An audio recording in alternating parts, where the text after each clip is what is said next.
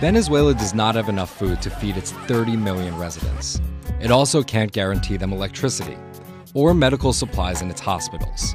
It's a country staring down social upheaval, political unrest, and bordering on economic collapse. Multiple states of emergency have been declared. So how did this happen to the country with the largest oil reserves in the world?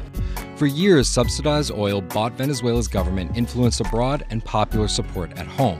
But collapsing oil revenue in an economy dependent on it has caused civil unrest and calls for the ouster of the unpopular president Nicolas Maduro. Maduro has responded with mostly successful attempts to consolidate his power and squash opposition, nudging Venezuela's democracy towards a dictatorship. Here's the situation.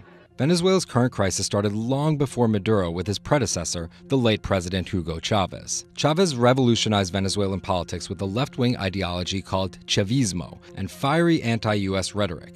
While in power, Chavez focused all of the country's resources on one thing: producing oil. This meant that almost everything Venezuela consumed besides oil needed to be imported, and Chavez borrowed a lot of foreign money to fund it all. While oil prices were high, it worked.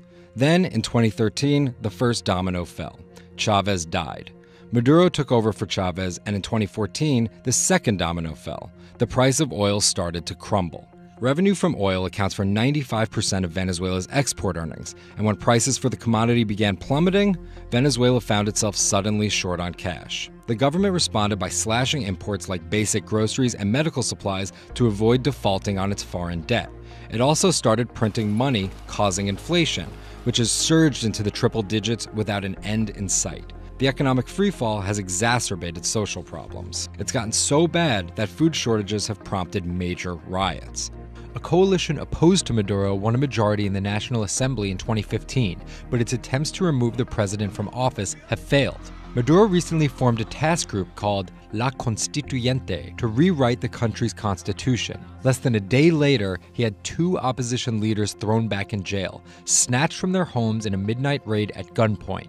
And then there's the July 30th election. All of the opposition candidates boycotted, so the only option was to vote for presumed Maduro allies. The assembly has broad powers, including oversight of every other branch of government. After the election, the U.S. Treasury imposed sanctions on Maduro's personal assets. All assets of Maduro subject to U.S. jurisdiction are frozen. The U.S. is Venezuela's largest oil consumer, so wider sanctions would almost certainly be devastating. Now here's the argument. Maduro's critics say that he has botched his presidency so badly he should resign immediately. However, some say the alternative isn't much better.